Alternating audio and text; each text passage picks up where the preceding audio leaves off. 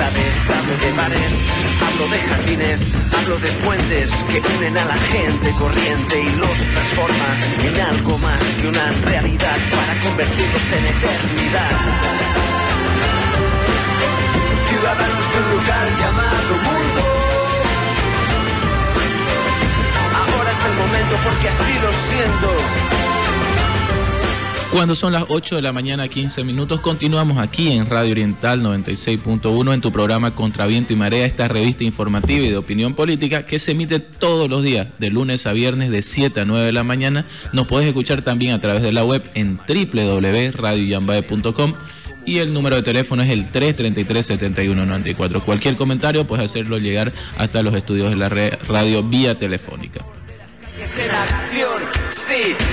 Este espacio cuenta con el auspicio de la Clínica Uniger. La Clínica Uniger se encuentra en la avenida Piraí, calle Zapocón número 40, y el número de teléfono es el 781-80766. La Clínica Uniger cuenta con un excelente equipo de profesionales médicos que te brindarán una atención de primer nivel y personalizada. Esperamos que pese al frío la gran familia boliviana la esté pasando bien esta mañana. Así que si estás con tu brother, cumpa o tu mopri, contás con la dicha de tener un gran amigo cerca. Porque los bolivianos elegimos a nuestros parientes, es por eso que somos una gran familia. Además nos comunicamos así, con Viva estás vivo. Gracias a Viva, los clientes podrán optar por una bolsa que presente un precio especial para llamadas a 0,99 bolivianos el minuto. Asimismo, las bolsas de internet móvil diarias durante este mes registran un incremento en la cantidad de megabytes. Además, del 5 de julio al 5 de agosto vuelve la Copa Cine Center. La Copa Cine Center vuelve todos los equipos, 14 equipos, 8 ciudades, los clásicos, así que la fiesta del fútbol vuelve gracias al Cine Center. Desde el 5 al 5 de agosto la Copa Cine Center vuelve a las canchas.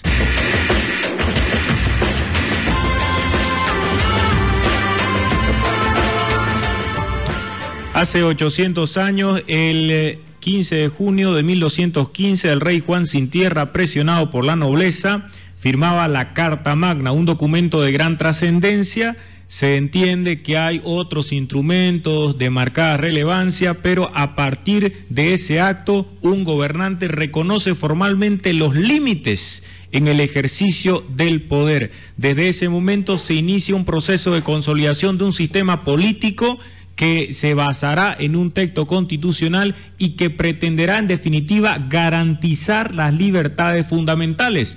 Cuando ustedes escuchan hablar de la Carta Magna, piensan en la Constitución, pues ese documento Carta Magna fue aprobado hace 800 años y ha tenido gran importancia para que nosotros actualmente podamos reflexionar acerca de conceptos tan valiosos como el Estado de Derecho, las garantías fundamentales, la separación de poderes, en definitiva, nociones que dejan notar cuándo una sociedad está avanzando y en qué momento merece críticas por adoptar medidas retrógradas. Con el propósito de hablar al respecto, nos acompañan dos personas cuyas reflexiones son muy valiosas. Está el politólogo Jorge Roberto Márquez, ya ha estado en otras ocasiones en Contra Viento y Marea y también otros medios. Sus criterios son importantes y por eso es que lo hemos invitado. Gracias a Jorge Roberto por estar otra vez en Contra Viento y Marea. Buenos días a toda tu audiencia y bueno, vamos a tocar un tema muy interesante. También se halla con nosotros Luis Yáñez Valdés, abogado, docente universitario, también cuenta con reflexiones en la prensa escrita. Gracias por estar, Luis Yáñez, y acompañarnos en Contra Viento y Marea para tocar este tema que sin lugar a dudas tiene importancia. Buen día a toda tu audiencia y también a todo el panel que nos acompaña hoy. La Carta Magna tiene importancia y luego de 800 años continuamos hablando al respecto. ¿Cómo se entiende en una primera aproximación que haya tenido tanta importancia ese documento, Jorge Roberto?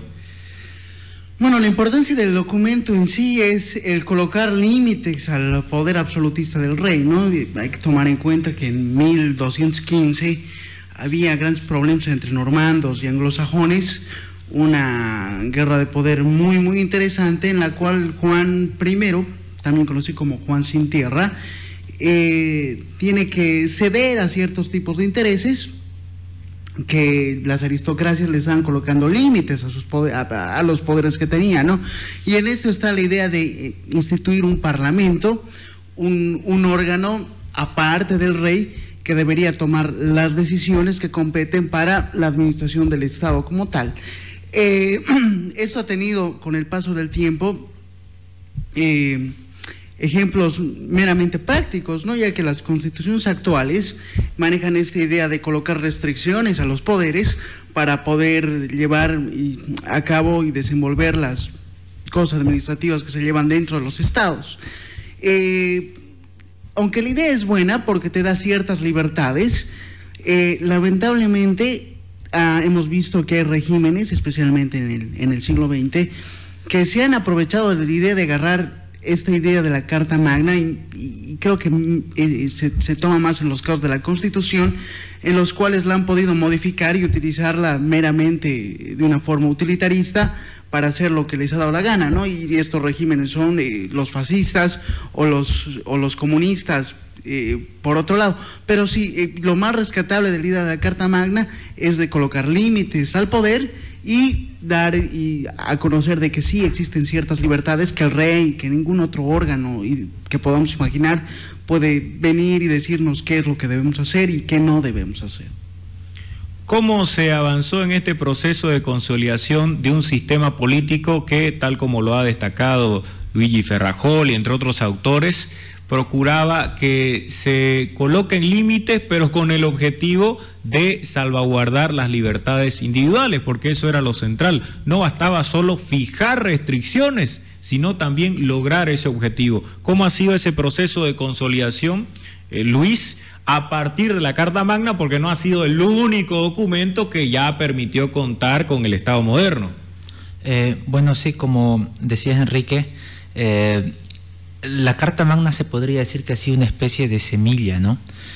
Quizás el contexto histórico-político de la época no era el mismo. ¿Por qué? Porque tiempo después se producen otra serie de documentos. Por ejemplo, en 1689 se da el Bill of Rights, tiempo después, en 1777, la Constitución estadounidense, y 2 años después de la Revolución Francesa, es decir, el año 1791, se produce la Constitución francesa.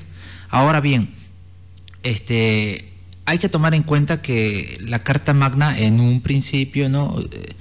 Se podría decir en cierto modo que sí es una especie de semilla, aunque en esa época no existía la burguesía, que ya existía en la época que se produjo, por ejemplo, la Constitución francesa de 1791. No obstante, estos 63 artículos que componen la Carta Magna ya comienzan a regular ciertas materias. Por ejemplo, el artículo 1 ya hace una diferenciación entre el Estado y la Iglesia.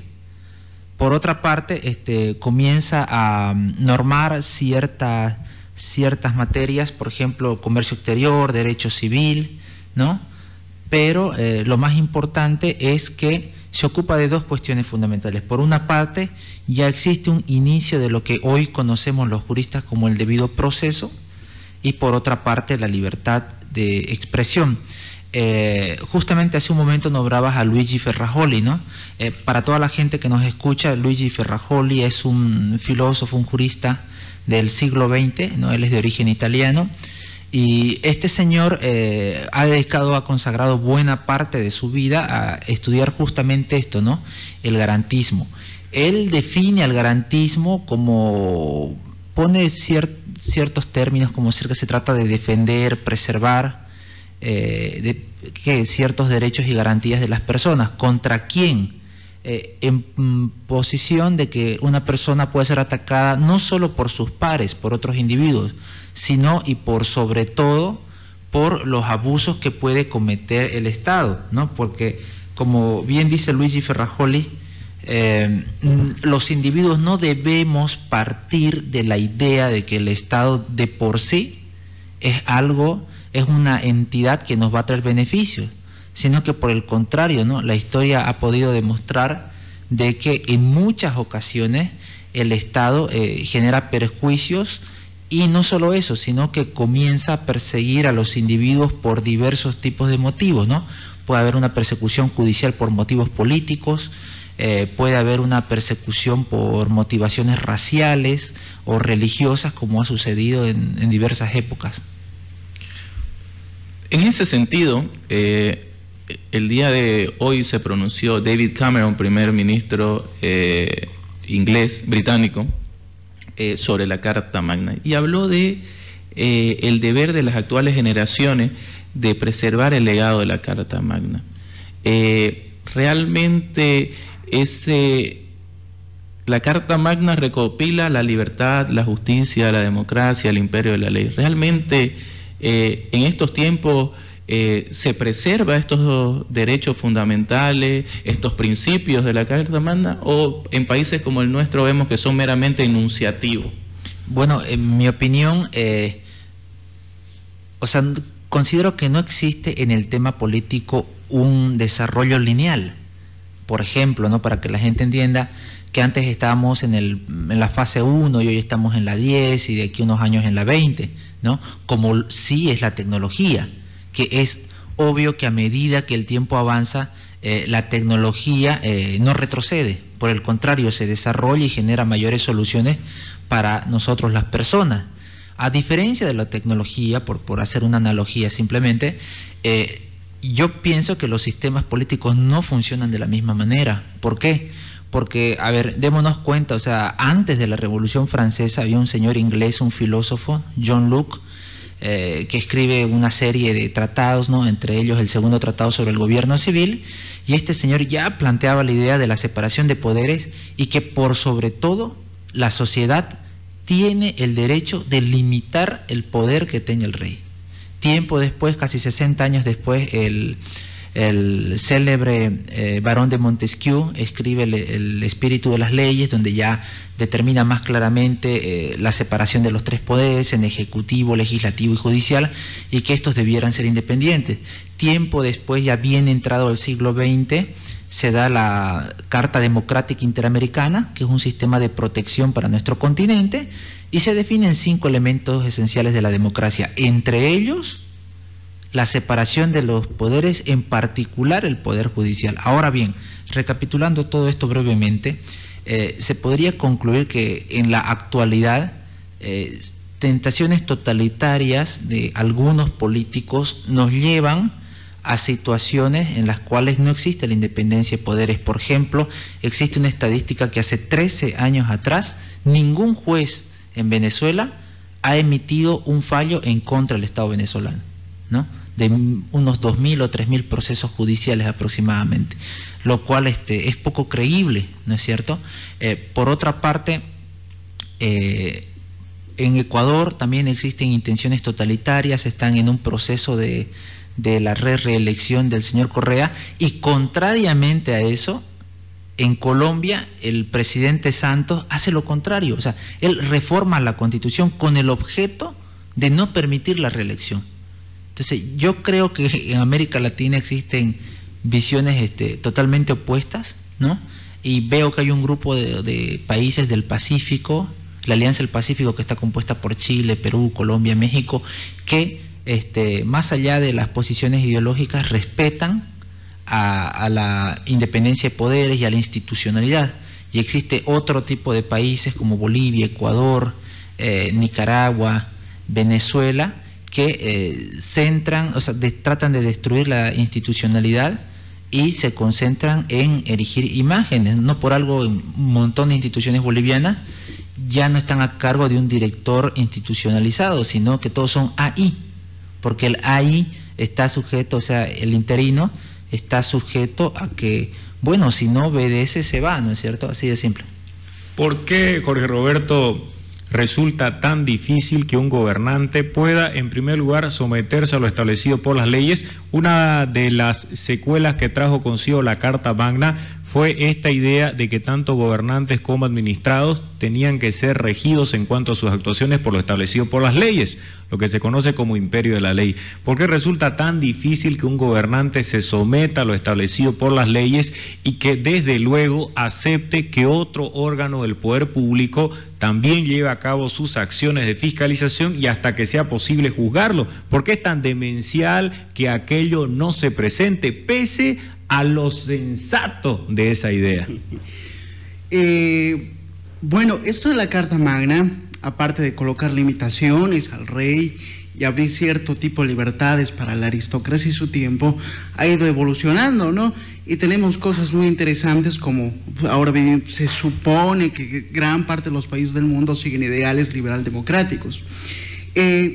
Como bien conocemos, desde los clásicos griegos preferían un gobierno que esté regido por las leyes que por los hombres. Incluso Cicerón hace una pequeña descripción, ¿no?, de que para que un gobierno esté bien instituido necesitaría de una monarquía en lo simbólico, una democracia y un parlamento, etcétera, etcétera, etcétera.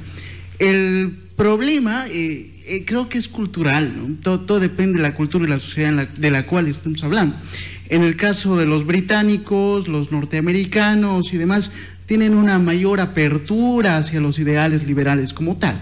Entonces sí hay cierto tipo de control, excelente manejo institucional y demás que con el tiempo se ha ido ganando, ¿no? No quiero decir que de la noche a la mañana el Reino Unido se firmó la idea de la Carta Magna, bla, bla, bla, bla, y todo empezó a correr como debía. Hay que tomar en cuenta que el Reino Unido tenía el parlamento más corrupto de todos, con un nivel de institución bajísimo, y han tenido que volar el parlamento, como en una película muy muy conocida que hay por acá, para reconstruir nuevamente su sistema político y colocar ciertas cosas en regla. En el Reino Unido también estuvo Cromwell, exactamente, Thomas Hobbes y Leviatán. Claro, Revolución Gloriosa y demás, que bueno, tiene muchas cosas. No todos eran discursos favorables, exactamente, ¿no?, a esa democracia parlamentaria. Exactamente. Entonces, todo bien tiene que ver, yo creo, con la cultura política de estos países en particular y de las influencias que han tenido. En América Latina es algo muy, muy complicado. A diferencia de Europa Occidental y Norteamérica, América Latina, le encantan cositas muy básicas, ¿no?, como caudillos, dicotomías para ver quiénes son buenos, quiénes son malos, quiénes son aquellos hombres, una especie de mesías que nos muestran el futuro, y donde se mueven egos, donde el hecho de tener una posición política interesante puede influir en tu vida privada como tal, ¿no? Ganar una posición, tener un mejor salario, ganar algo económicamente, una relación clientelar, bajas tasas de institucionalidad. O sea, cada sociedad se va rigiendo de acuerdo a ciertas características que lo han influido desde el pasado. Europa Occidental es el mejor ejemplo de que estas ideas liberal democráticas son buenas. ¿Por qué? Porque dejan expresarte. Es más, la idea del liberalismo y de que tú tengas libertades también está normada, para no pasar de la idea de tengo libertad de hacer a pasar un libertinaje de hacer a lo que te dé la gana. Lamentablemente, cuando estas ideas se toman para constituir repúblicas y se las coloca en la Constitución, una Constitución no es un elemento sagrado al cual no debas de modificarlo, sino que lo puedes modificar de acuerdo a las intenciones que tengas. Y esto lo han hecho los nazis, por ejemplo, para separarse, se supone, de los alemanes arios, de los judíos y demás. Lo mismo pasó con la Unión Soviética. Algo parecido pasa aquí en Bolivia cada vez que se quiere modificar la Constitución. Siempre hay una consecuencia práctica de la gente que nos está gobernando para hacer lo que les da la gana o estar un momento más en el poder. Entonces, la cultura política yo creo que marca cuáles son nuestros destinos.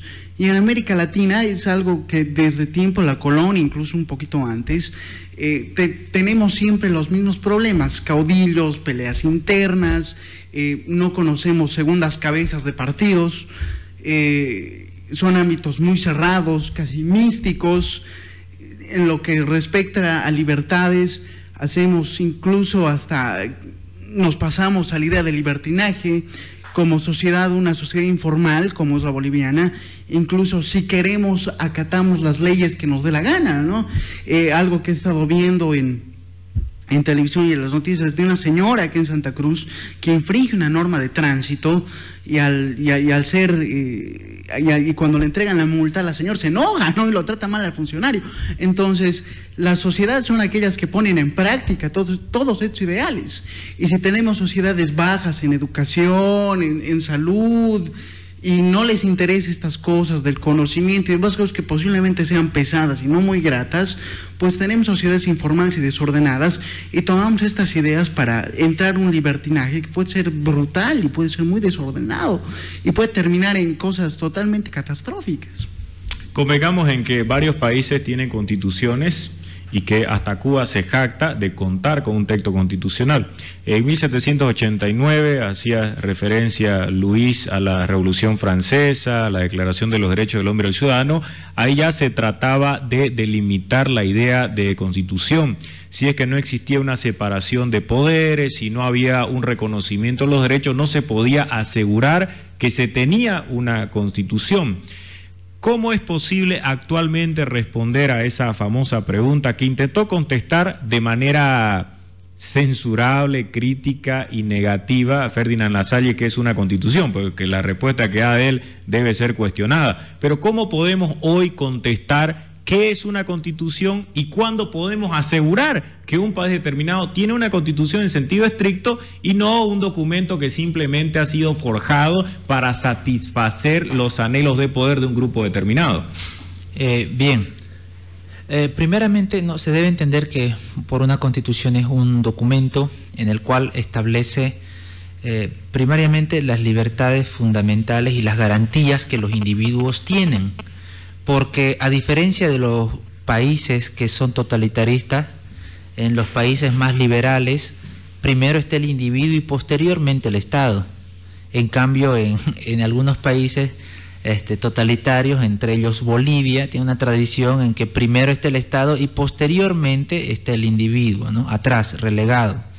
Ahora bien, con respecto a la pregunta de Enrique, mi posición es la siguiente, que han existido a través de la historia muchos ejemplos, inclusive en países desarrollados, en los cuales se han dado muy tristes experiencias, ¿no? Por ejemplo, sin retroceder tanto, y es un recuerdo que la gente lo tiene mucho más presente, porque justo en estos días se han estado dando una serie de programas por la televisión internacional, es el caso de Alemania, ¿no? Alemania, desde que Hitler asume el poder en el año 1933 hasta que finalmente se suicida, 12 años después, en 1945, comienza a hacer una secuencia de cambios en su derecho interno, ¿no? Y muchos de estos cambios son llevados inclusive por referéndum, y bueno, o sea, la gran mayoría de la población alemana vota a favor de cualquier cambio o reforma que propone Hitler. De hecho, el régimen de Hitler tenía una altísima popularidad, ¿no? Ese es otro tema también, que si uno estudia, por ejemplo, los 10 años de Perón, 1945 y 1955, y su posterior vuelta de España a la Argentina, goza de una altísima popularidad. También el gobierno de Hugo Chávez gozaba con una popularidad muy alta, en su momento Daniel Ortega también, actualmente Bolivia, etcétera, Alan García durante la década de los 80 en el Perú, son líderes populistas, ¿no? Entonces, sucedía toda esta serie de hechos en Alemania, en el cual es cierto que habían leyes, pero esas leyes eran contrarias al derecho. Hay que hacer un razonamiento muy sencillo, ¿no? que la gente puede diferenciar, que consiste en que el derecho no es igual que la ley, porque pueden existir muchísimas leyes que van en contra del derecho. Y eso es lo que sucedía en Alemania. Y entonces la comunidad internacional en aquella época se preguntaba, un ratito, dense cuenta de lo que pasa en Alemania, están persiguiendo a las personas por su origen étnico, no porque hayan cometido un delito. Y decían, no, pero eso es un derecho interno de Alemania, ellos saben lo que hacen. Como consecuencia de esta triste experiencia que desemboca en la Segunda Guerra Mundial, en la cual se generan entre 50 y 60 millones de muertos, es que se estandarizan ciertos derechos, ¿no? Entre ellos los derechos humanos, y a partir de ahí nace en el derecho una ventanita que se llama el bloque de constitucionalidad. De hecho, en la Constitución boliviana, el artículo 410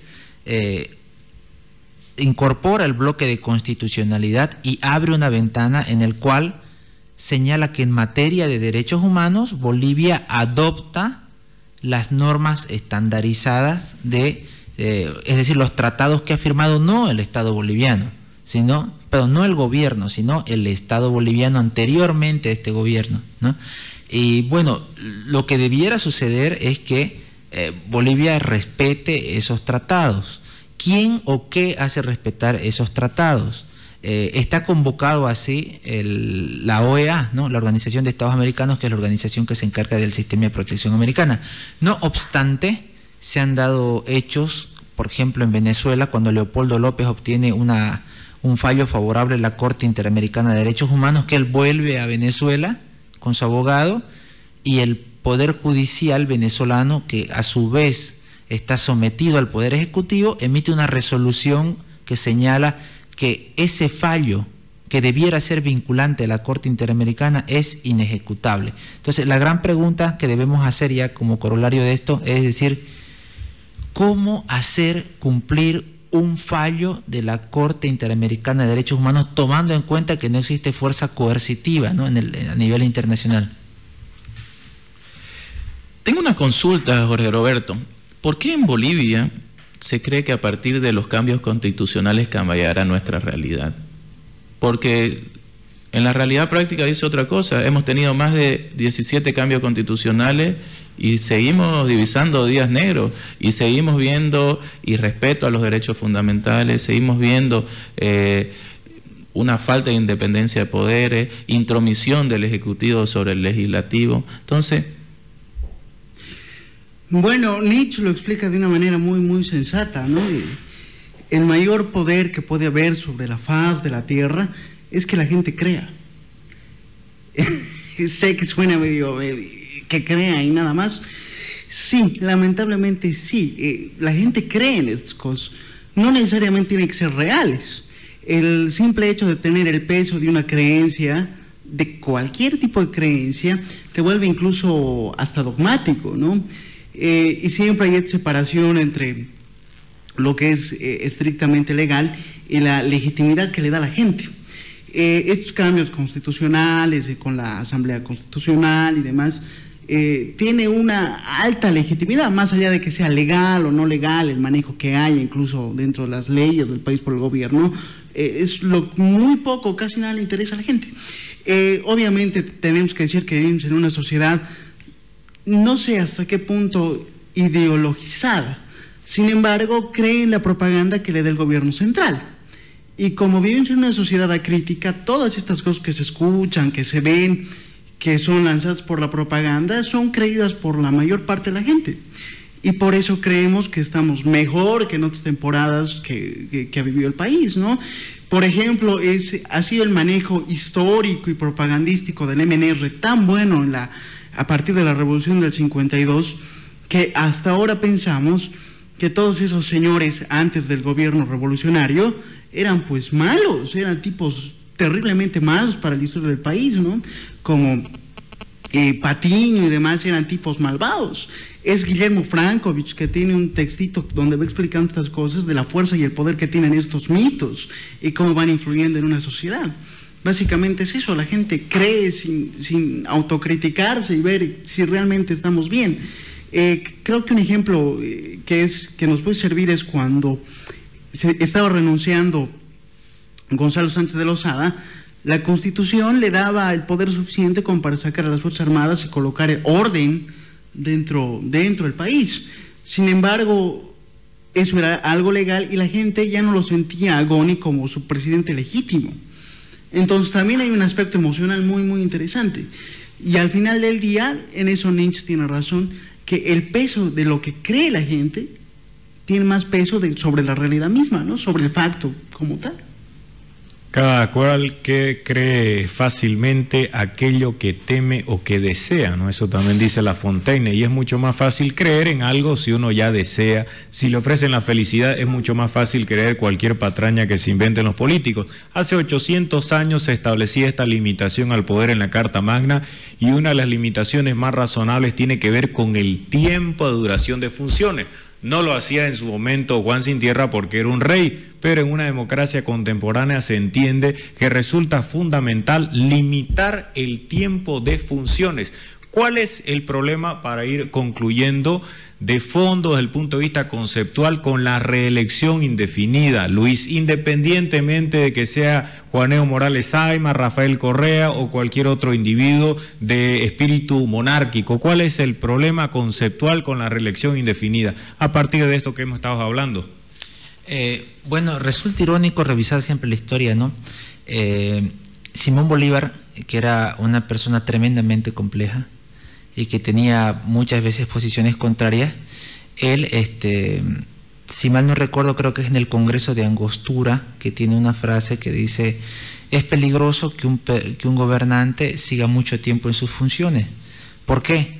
Porque el gobernante se acostumbra a mandar al pueblo y el pueblo también se acostumbra a obedecerlo. ¿Qué quiero decir con esta frase, trayendo esta frase de Simón Bolívar? Que resulta muy peligroso para la democracia, para el sistema institucional, el hecho de que se reformen las normas del Estado, inclusive una constitución, con el objeto expreso de que una persona permanezca en el poder, como si el resto de los millones de bolivianos que quedan no tuvieran ninguna capacidad o ninguna posibilidad de plantear algún proyecto diferente, plantear ideas diferentes, aunque fueran también de izquierda, por ejemplo, ¿no? Entonces yo creo que el problema radica en que, para empezar, existen estándares internacionales en materia de derecho que señalan que toda permanencia en el poder que sea más allá de los 2 periodos genera que existe un grupo de personas que ya su vocación no es servir democráticamente a través de un proyecto, sino que por el contrario es vivir del poder, por una parte. Por otra parte, es antidemocrático. ¿Por qué? Porque se le niega la posibilidad a otras personas de poder plantear ciertas soluciones al país, ¿no? Y bueno, existen signos inequívocos en que esto ha derivado en situaciones que han sido nefastas. Por ejemplo, cabe recordar para la gente que nos escucha la Unión Soviética. La Unión Soviética, en los poco más de 70 años que tuvo de vida institucional, de donde curiosamente Bolivia también se roba el tema de Estado plurinacional, porque ellos lo componían en 15 estados, durante esa época nunca habían elecciones para presidente, jamás. Lo que sí se podía elegir eran una especie de representantes, dirigentes, y a la vez el buró político eligió un presidente, pero en los 70 años se produce una especie de 9 gobernantes, ¿no? Y los resultados han sido nefastos. Lo mismo sucede en Cuba, ¿no es cierto? Que hay elecciones para otro tipo de disposiciones, pero no elecciones presidenciales. Ese es el riesgo, pero Jorge Roberto, se alegará desde el punto de vista del oficialismo en Bolivia que acá habrá pluralismo, se pueden inscribir varios partidos y que en definitiva el pueblo decidirá si hay o no reelección y el mismo pueblo se manifestará sobre la reforma constitucional.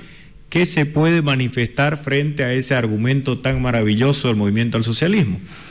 Bueno, hay que tomar en cuenta que este argumento del movimiento al socialismo tiene dins populistas apoyados por señores como Dussel, Chantal Mouffe, Laclau, que te meten en paradojas de falsa elección, ¿no? Un claro ejemplo de esos de falsa elección que no sirvió absolutamente para nada es la elección de los magistrados, ¿no? Ahí para la Corte Suprema de Justicia, que al final no tenías idea por quién votabas o para qué, era un montón de candidatos, al final la gente fue y resulta que el sistema judicial en Bolivia sigue tan mal como estaba antes, ¿no? No hay ningún cambio sobresaliente. Es más, para los populismos estar bajo la idea de referéndums y demás, para ellos es muy importante porque nos da la impresión de que el pueblo, y bajo la idea de que la democracia es directa y el pueblo participa, se hacen grandes cambios y reformas, ¿no? Es muy chistoso cuando ves nuestra historia que Carlos Menem, el hombre que abre las puertas pues a este manejo de la política como tal, ¿no? Referéndum para esto, referéndum para el otro, que sea vinculante. y que ahora se lo utiliza cada vez que hay algún problema para solucionar las cosas. Obviamente son cosas de falsa elección. En la mayoría de los casos la gente no sabe ni por qué está votando, pero va a votar porque es algo meramente obligatorio. Son cosas que suceden, ¿no? Tenemos una sociedad muy poco crítica y nos vamos metiendo en estos problemas. Muchas gracias, Luis Yáñez Valdés, abogado, docente universitario. Las reflexiones siempre son válidas por escrito también cuando está acá en la radio, en la televisión. Gracias por estar en Contraviento y Marea. Muchas gracias a ustedes. Muchas gracias, Jorge Roberto Márquez, también en politólogo, docente universitario, autor de columnas de opinión y, como siempre, sus apreciaciones también resultan útiles para tratar de entender lo que ocurre en este curioso país. Sí, es verdad. Muchas gracias por la invitación. Un gusto estar acá. Y una cosita más. Bolívar, cuando fue nombrado presidente, había la idea esta en nuestra primera constitución de que sea un presidente vitalicio. Entonces, yo creo que estamos agarrando esas ideas caudillistas que ya había desde ese entonces para ver que nuestros gobernantes sigan gobernándonos de acuerdo a sus gloriosos criterios, ¿no?